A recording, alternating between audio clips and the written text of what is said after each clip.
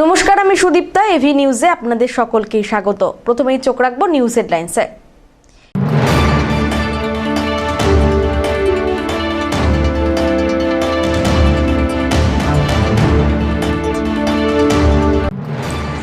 Jalpaiguri পুরসভায় suitcase বিতর্ক, পুলিশের উপস্থিতিতে তল্লাশি।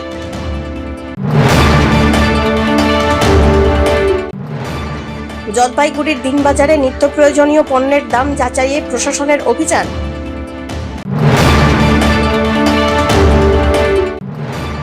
বিকল ট্রাফিক সিগন্যাল, সমস্যায় যান চলাচল দুর্ভোগ।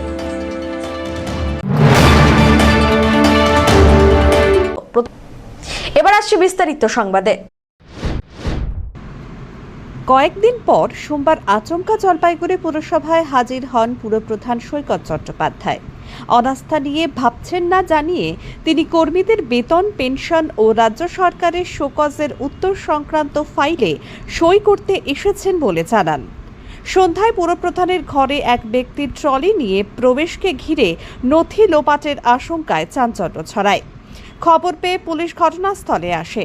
পুলিশের উপস্থিতিতে ট্রলি তল্লাশি করে জামাকাপড় ও জরুরি ওষুধ ছাড়া বিতর্কিত কিছু পাওয়া যায়নি।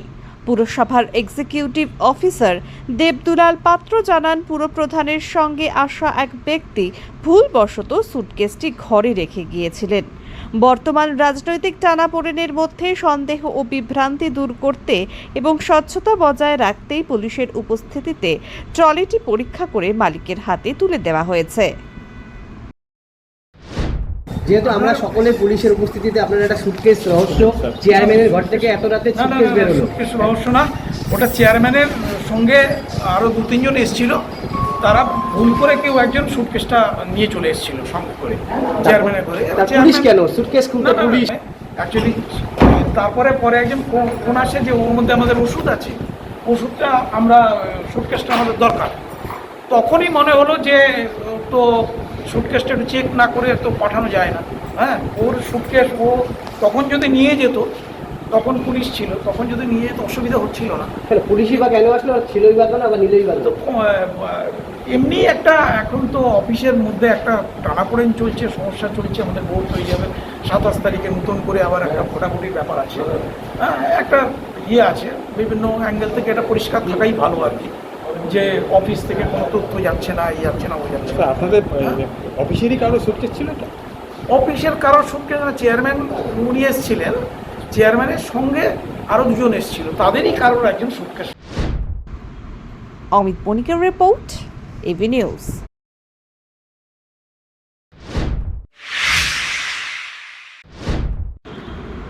জলপাইগুড়ি দিনবাজারে নিত্য প্রয়োজনীয় পণ্যের দাম যাচাইয়ে প্রশাসনের অভিযান। নিত্য প্রয়োজনীয় জিনিসপত্রের দাম নিয়ন্ত্রণে আনতে জলপাইগুড়ির দিনবাজারে অভিযান চালালো জেলা প্রশাসন ও পুলিশ। মঙ্গলবার জেলা শাসক অদিতি চৌধুরী এবং জেলা পুলিশ সুপার সুজাতা কুমারী বিনাপানি বাজার পরিদর্শন করেন।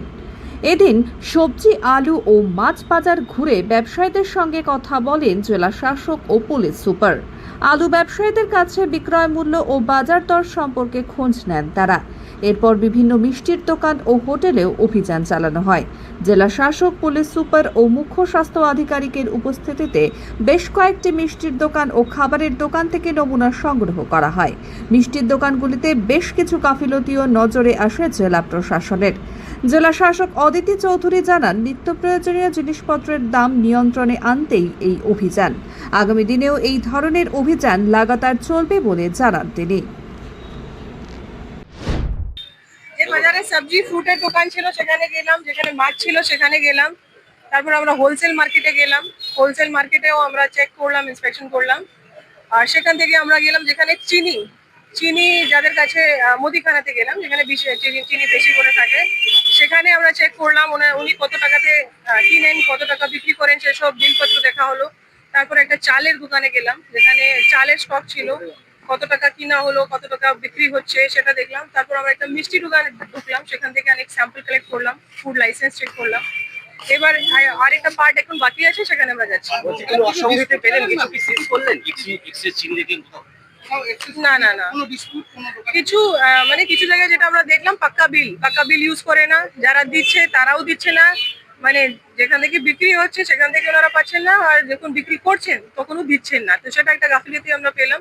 কিছু কিছু ওয়েট অ্যান্ড মেজারমেন্ট ওটা ক্যালিব্রেটেড ছিল না, সেটা আমরা সিজ করলাম। এখানে ফুড স্যাম্পল কিছু কিছু আমরা নিয়েছি, সেটা আমরা ফুড ল্যাবে পাঠাবো, ল্যাবরেটরি পাঠাবো। মিষ্টি দোকান থেকে তেলও নিলাম। আচ্ছা, হোলসেল সবজি বাজার। হ্যাঁ, আলু আর পেঁয়াজ বেচি আমরা। আজকে মহকুমা শাসক আসলেন, উনি পেঁয়াজের দাম জিজ্ঞাসা করলেন কী দামে বেচতেছি। আমরা স্লিপ দেখা দিলাম যে আমরা 45 টাকা কিনে 47-48 টাকা বেচতেছি, কিন্তু আজকের বাজার শিলিগুড়ি বাজারে 50 টাকা আছে। ডিএম ম্যাডাম আসছিল, কোনো স্টক করতে। আমরা তো স্টক করি না সাধারণত, আমাদের মাল আনা শেষ হয় তারপর আবার নতুন করে মাল নিয়ে আসি। আমাদের স্টক ব্যবসা নাই আমাদের। বলছে বিল, বলছে দোকানদার বিল চাইলে বিল দিয়ে সবাইকে বিল দিতে বলছে। বিল না, আমরা যখন চাই তখন যে বিল চাই তাকে দিয়ে দিই আমরা। না, ওরা বিল চায় অনেকে নেয় না, আমাদের খাতা লিখে রাখে তো ওরা, তো আমরা বিল চাইলে দিয়ে দিই তখন। হ্যাঁ, বিল আসবে দিয়ে দেবো বিল।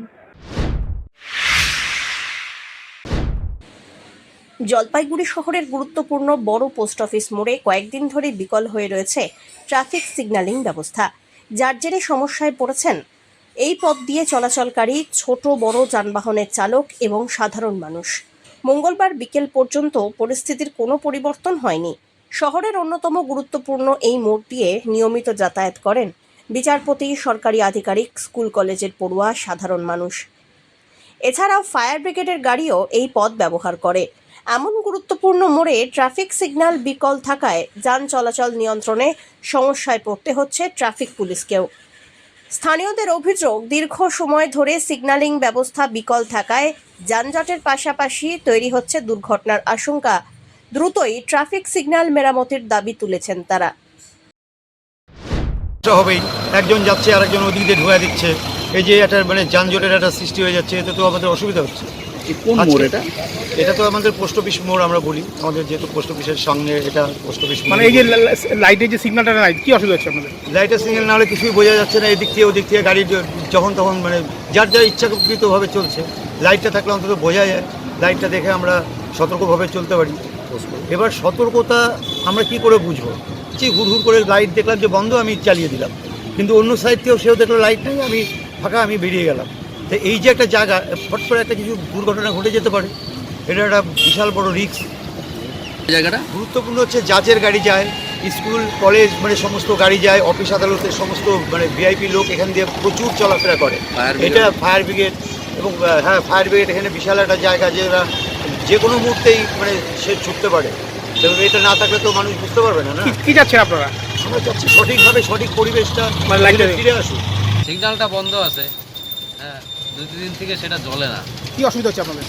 অসুবিধা, সিগন্যাল বোঝা যায় না, সবগুলাই কোনো সময় রেড হয়ে থাকে, কোন দিকে যাবে না যাবে। এখন তো বন্ধ আছে। এখন বন্ধ আছে।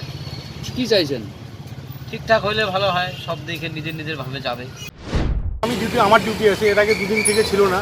আমি আসার পরে কন্ট্যাক্ট করেছি যে বললো যে আসবো করে, কিন্তু ওরা সিগন্যাল যারা ঠিক করে তারা আসেনি। আমরা আমাদের মতো ট্রাফিক চালিয়ে যাচ্ছি। কি সমস্যা হচ্ছে? সমস্যা তো হচ্ছেই, মানে সবাই তো সিগন্যাল মেনেই চলতো আগে, হঠাৎ করে সিগন্যাল বন্ধ হয়ে গেছে, এখন একটু অসুবিধা হচ্ছে। তাদেরকে জানানো হয়েছে? হ্যাঁ, আমাদের আইসি সাহেব জানে এবং যারা সিগন্যাল যারা কাজ করে তাদেরকে জানানো হয়েছে। ওরা আমি সকালবেলা 2বার ফোন করছি, বলছে আসবো, কিন্তু এখনও পর্যন্ত কেউ আসেনি। কদিন ধরে বন্ধ আছে বলুন? এটা 3 দিন ধরে বন্ধ হয়েছে। সব্যসাচী মজুমদারের রিপোর্ট।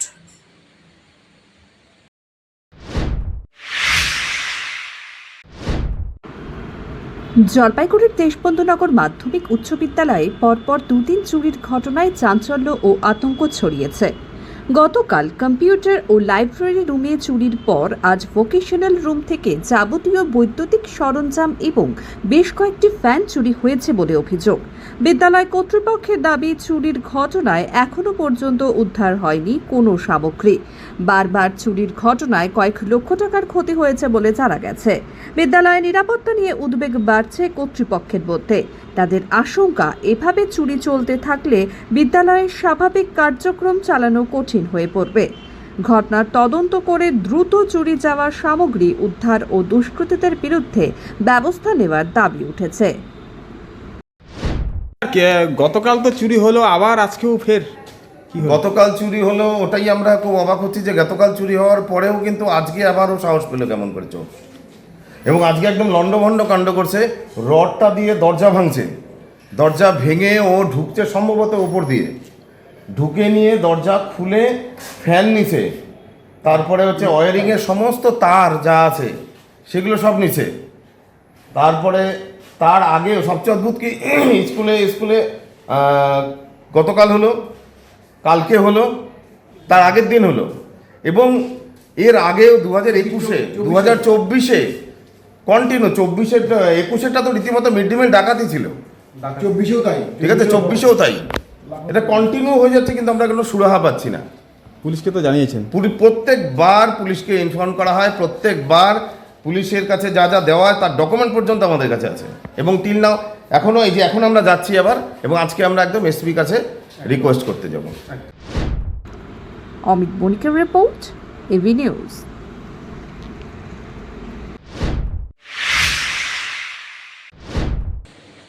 বিজ্ঞান মনস্কতা গড়ে তোলা এবং ছাত্রছাত্রীদের গবেষণামুখী করে তোলার লক্ষ্যে জলপাইগুড়িতে সফলভাবে সম্পন্ন হল 32তম জাতীয় শিশু বিজ্ঞান কংগ্রেসের জেলা পর্যায়ে প্রশিক্ষণ আর কর্মশালা। ভারত সরকারের বিজ্ঞান আর প্রযুক্তি দপ্তরের উদ্যোগে আয়োজিত এই কর্মশালায় জেলার 40টিরও বেশি বিদ্যালয়ের শিক্ষক শিক্ষিকা অংশ নেন।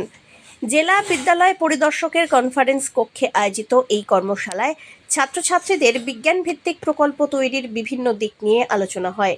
প্রকল্পের বিষয় নির্বাচন, তথ্য সংগ্রহ, পর্যবেক্ষণ, বিশ্লেষণ এবং চূড়ান্ত উপস্থাপনা প্রতিটি ধাপ নিয়ে গাইড টিচারদের প্রশিক্ষণ দেওয়া হয়।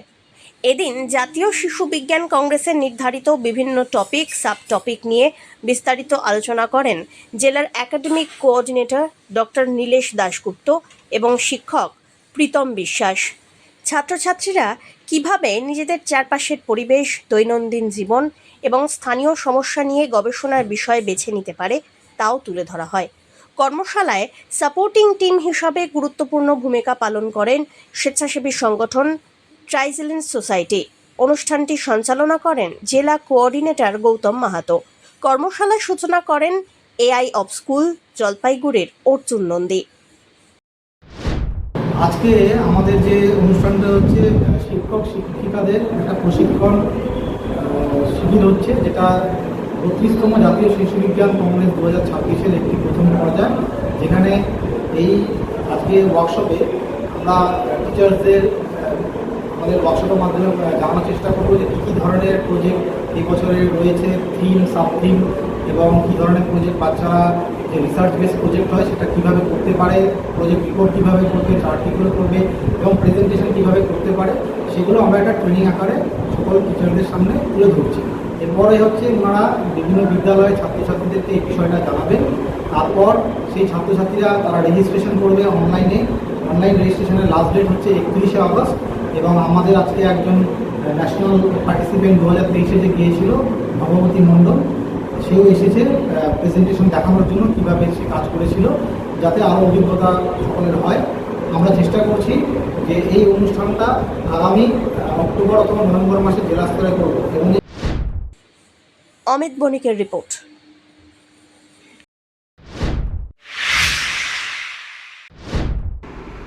মালবাজারের এটিওকে উড়িয়ে দিল আরওয়াইএ, ম্যাচের সেরা মনোজ দাস। জলপাইগুড়ি জেলা ক্রীড়া সংস্থার উদ্যোগে আয়োজিত inter club super division football league 2026-এ মঙ্গলবার টাউন ক্লাব গ্রাউন্ডে একতরফা ম্যাচে দুর্দান্ত জয় পেল আরওয়াইএ।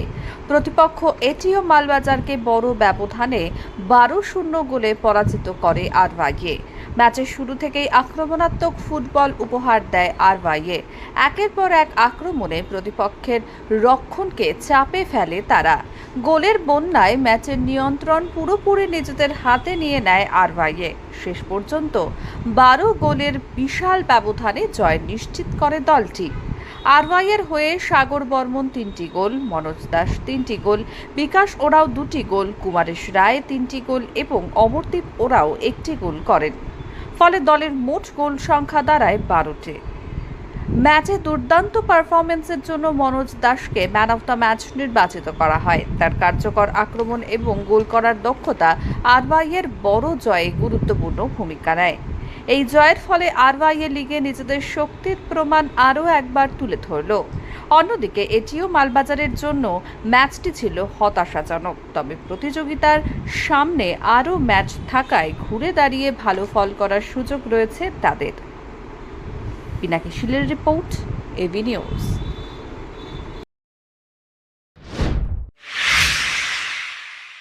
শেষ করবার আগে নিউজ হেডলাইন্স আরো একবার।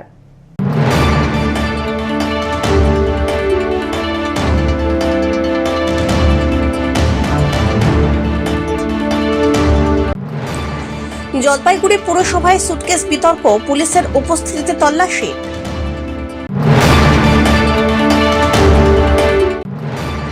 জলপাইগুড়ির দিনবাজারে নিত্য প্রয়োজনীয় পণ্যের দাম যাচাইয়ে প্রশাসনের অভিযান।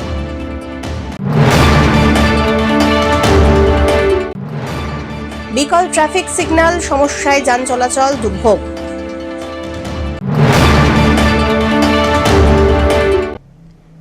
এখনকার মতন এবি নিউজ এ পর্যন্তই। পরবর্তীতে আসছি আরো সংবাদ নিয়ে। দেখতে থাকুন আমার ভিশন। নমস্কার।